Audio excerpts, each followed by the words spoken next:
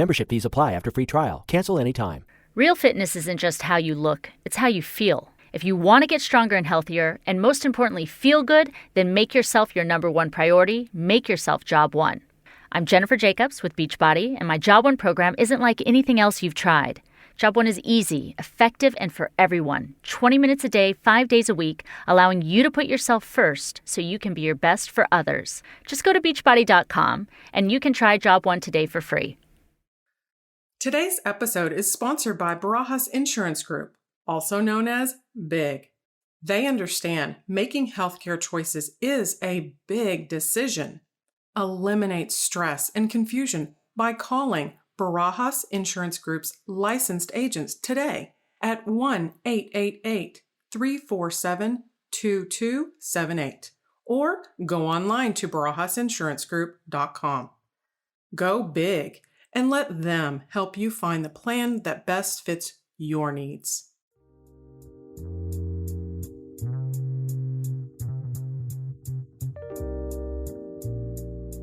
Hello, and welcome to the Proactive Caregiving Podcast. As a CPA with over 20 years as an industry accountant, Jessica stepped away from the corporate world to become a full-time caregiver for her mother. Having learned invaluable lessons along the way, she is now here to share those with you and to invite you to join her on this caregiver's journey. Here is your host, Jessica Cannon. Hello, everybody.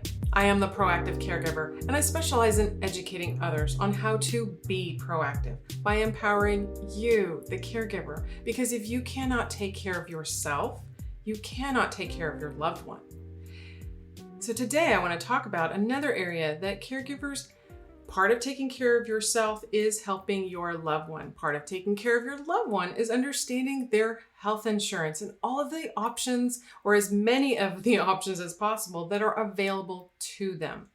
So I checked in with Barajas Insurance Group so that we could pick apart a few of the Medicare details, but once I was done, it kind of brought to mind a few more questions concerning the Affordable Care Act. So today I brought back licensed agent and co-owner of Barajas Insurance, which is Joe Barajas, to once again talk about how Medicare is connected or things we should know in connection with the Affordable Care Act. Thanks for rejoining, Joe. Thank you for having me. Appreciate it. Definitely, because this is, as we've said before, this is a large topic to try and dive into and understand. So I want to pick apart a few pieces that seem to be the questions that come up the most, which one of the first one is understanding what the Affordable Care Act is. Can you give us a little bit of information as to what it is? Absolutely. Okay, so a lot of people will approach me about the Affordable Care Act and they'll throw in the nickname Obamacare, thinking that that is the name of the insurance when that's not actually the case. Affordable Care Act is the law that was put into place that discusses not being able to underwrite someone because they have diabetes or heart failure, or deny them any care even. That's what the Affordable Care Act says. It also goes into things like providing help for premiums whenever you get your insurance. So that's what the Affordable Care Act law says, but it is not actually insurance. And even when you hear the nickname Obamacare, they're alluding to the Affordable Care Act, but there is no insurance that's called Obamacare or called Affordable Care Act. You would actually be going on to either the health marketplace or healthcare.gov or healthsherpa.com. In either scenario, you would go onto those platforms, or you would work with a licensed agent like myself who would help you then pick an insurance plan through United Healthcare or Oscar or Aetna. I mean, the list will go on. I could list them all, but it's just an actual insurance plan through the insurance companies. And these insurance companies are abiding by the rules set forth by the Affordable Care Act. That makes so much more sense, because I was thinking the same when the word Obamacare would come up. I thought that was the actual insurance. But thank you for clarifying that, because this is very confusing and I'm hoping to shed a little bit more light on this. So as someone is looking for their insurance, can a person actually purchase a marketplace plan in addition to Medicare? Well, we agents should never, ever put somebody on a marketplace plan whenever they have Medicare. And if they have a marketplace plan and we realize that they're turning 65 or if they've been disabled and they're about to get Medicare, in either scenario, when we recognize somebody that has the marketplace plan already and is about to get Medicare, we are supposed to explain to them that they cannot have both. They have to go on to the Medicare.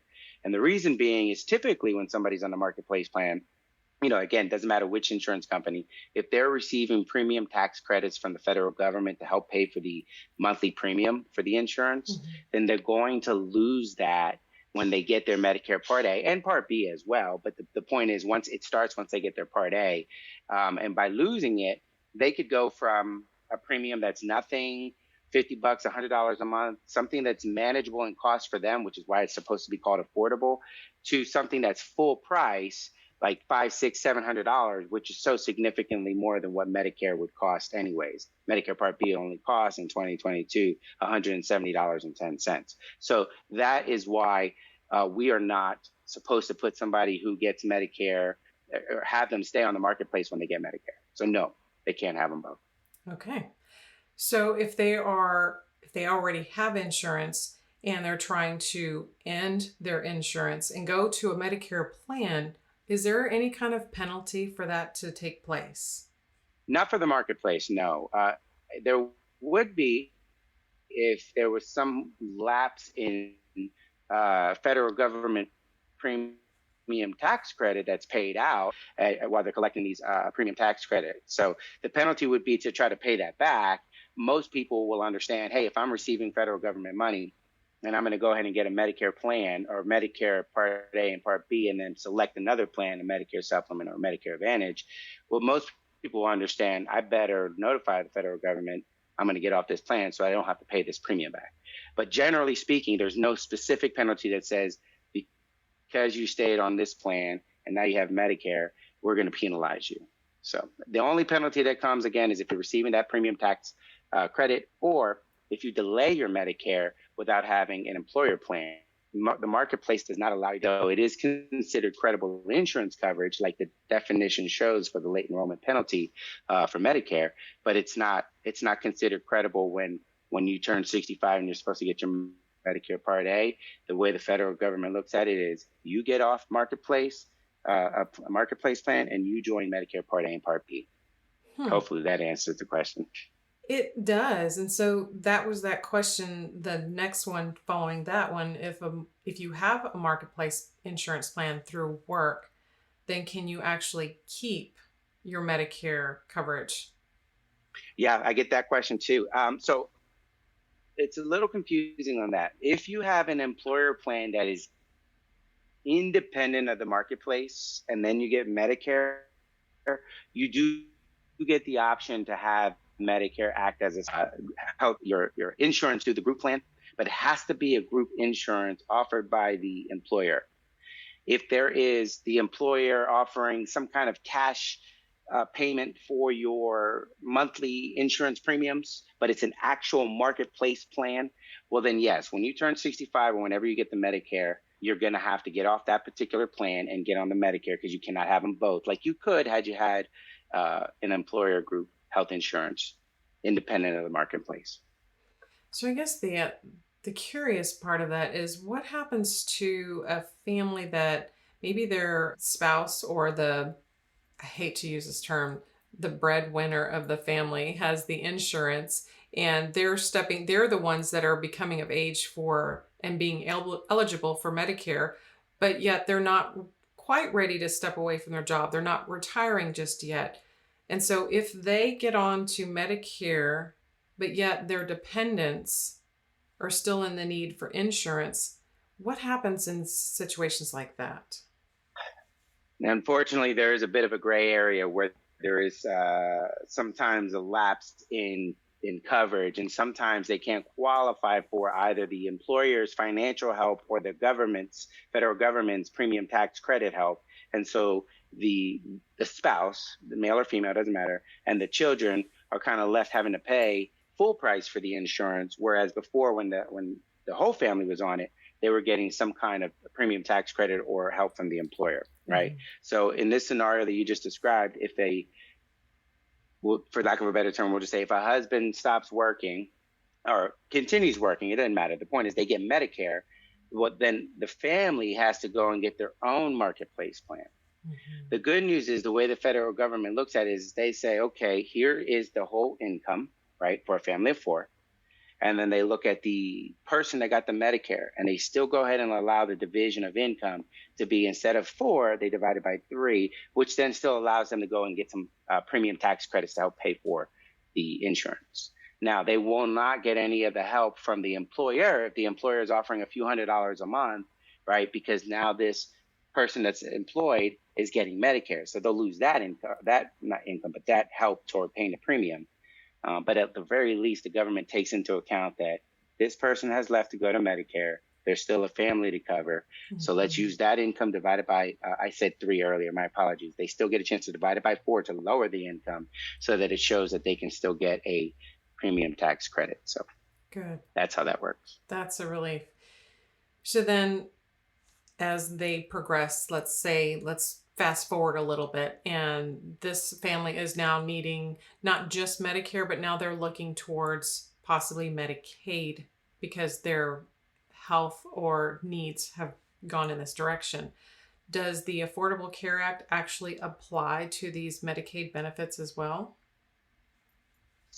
Okay, so the quick answer is no. But let me peel back that question a little bit. So when you go on to healthcare.gov, or an agent like myself would use Health Sherpa, I can use healthcare.gov, but either way, I like to use Health Sherpa.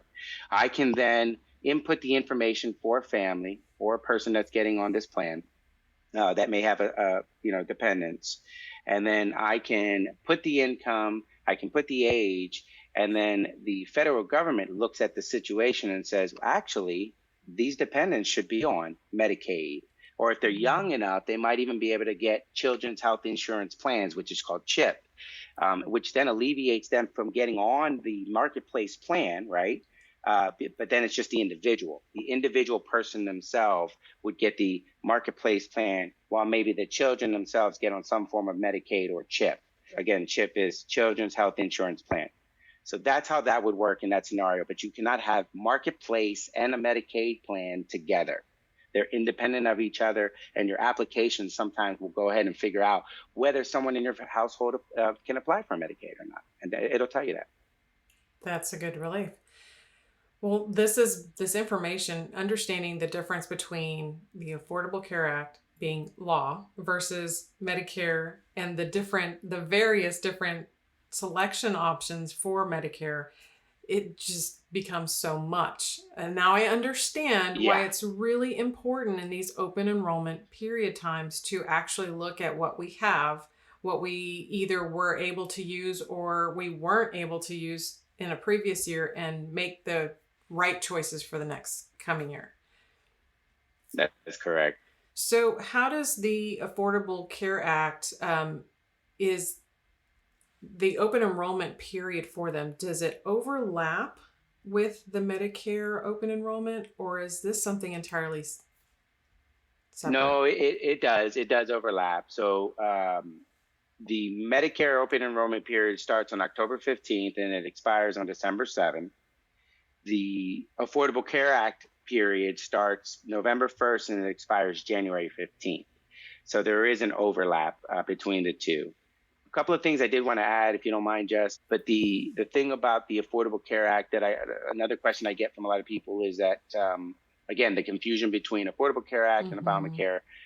These are just two terms people use, but it's not the actual insurance. You pick an insurance company.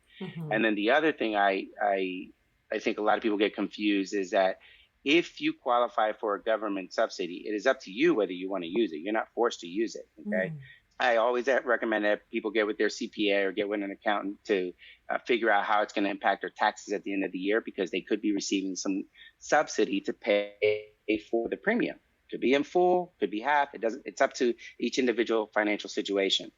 But what I want to clarify is that the insurance, we'll pick a company, we'll say United Healthcare. If you see a plan that says United Healthcare, bronze, yada, yada, yada, the reality is it's just one plan. But are you getting government help to pay for that premium? or is it just you paying 100%? But in either scenario, it's the same plan. It's not a different, there's not different access to doctors, or there's not a Gotcha. different quality of care, which is where I think people that in their mind are like, well, if I go ahead and take the premium tax credit, then my quality of care is going to go down, right? Because I'm going to have less access to doctors or quality doctors. And the reality is it's the same plan, it's the same network. It's just, are you taking the government subsidy or not? I just wanted to clarify that. Thank you, because that is yet another one of those misconceptions that I had before, that going for a subsidized plan would mean I would receive less coverage. And so with Right. you saying that, it really helps me look at the plans differently. That for example, if my mother qualified for something that was government subsidized, then I absolutely want to look at that, because that doesn't necessarily mean she's getting financial assistance from it, but it doesn't necessarily mean she's getting less coverage. That's correct. Yeah. And the ones I picked on the bronze, but it's really the silver section that you can look across the board and see the similar deductibles, the similar coverage, all of that. But the silver is going to be the one where you're going to be looking at getting the government help or not, if you even qualify for it, because not everybody qualifies for premium tax credits because it is based on income. It has been raised as of March 2020. They did raise it, the level of income you can have as a family and an individual, but that doesn't mean everybody's going to qualify for it. And that's why you want to get with a local licensed agent to help you navigate through that. Right. Well, I certainly appreciate it, because when this time of year rolls around, and I know it's the changes that are coming, and knowing what mom's care has been and what it may be in the next year, these questions and the concerns are stressful. This relieves my stress knowing that I don't have to know all the answers. I just have to pick up the phone and contact you, or Monique in that Well, case. thank you for that. Thank you Because for that. I know appreciate you it. know the information, and I can tell you this is what we have experienced during the year. This is what I expect, or there's the potential for this. Is there a difference in Right. plan based off of what we have that would actually save her money, and maybe not even necessarily be a money saving, but would actually provide the coverage that she needs going forward? Yeah, and also too, because we are talking about Medicare for mom, Right. and then the Affordable Care Act for you. Right. You know, you can't take care of somebody else until you take care of yourself, right? Exactly. There's a reason that when you're on a plane, they always say when the oxygen mask drops, take care of yourself first before you can help somebody else. Even though the first inclination is my child, my mother, whomever, let's put the mask on them first. But it's one of those situations where if you're not physically able, then how can you really help somebody else? So I appreciate you letting me talk about it, because the Affordable Care Act really does help those who are probably taking care of their moms and dad who get the Medicare plans, but you got to take care of yourself first. Exactly. Because there are so many caregivers who are stepping away from their careers to care for their loved ones, whether it is a parent or a spouse. And so that dilemma of, I can't leave my job, because if I leave my job, it's not only a loss of income, but it's a loss of benefits. Right. I know. And it's a scary situation, because you're thought, what if you have something wrong with you, right? Diabetes, whatever. It doesn't matter. The point is, if you're leaving it and you're like, I still got to get this tended to, but I also have to tend to this, you're in this conundrum of, do I stay and let something else fall by the wayside? But the good news is the Affordable Care Act was written to take care of those who really truthfully need it. It's also there to take care of those who are healthy, but you're not supposed to lose the access to care that you would have had through an employer group plan. Right. Because I know that in previous years, pregnancy was treated as a pre-existing condition. And that's, to me, it seems correct. like it's not fair. But thankfully, those are some of the issues that are addressed with the Affordable Care Act. Correct. So thank you for taking the time to break down some of this information. This topic has always been one that's I've been afraid to address and go into the details, because it gets deep really fast. But you have explained it and broken it down into a way that makes sense to me, where I don't feel lost in verbiage. So I appreciate you taking the time. Thank you. And for those who that have more questions than what I've asked you today, where can they find you in your office? So my office is located in Southwest Austin, Westgate and William Cannon. The actual address is 2500 West William Cannon Drive, Building 1, Suite 101, Austin, Texas, 78745. The other way to find me is just to go to www.barajasinsurancegroup.com, and all the information will be on there. Awesome. Thank you so much. I really appreciate it. Thank you. Thank you, ladies and gentlemen, for joining in today to get this brief update on the Affordable Care Act. And I hope this episode has given you a little bit more food for thought. And until next time, be proactive. Take care, everybody. Thank you for joining us today. We really hope you've enjoyed this episode. To learn more about proactive caregiving and to hear other episodes of this podcast, please visit www.jessicalazelcannon.com. This podcast is produced by Cannon Light Media, LLC, www.cannonlightmedia.com. Music provided by Chris Paradise.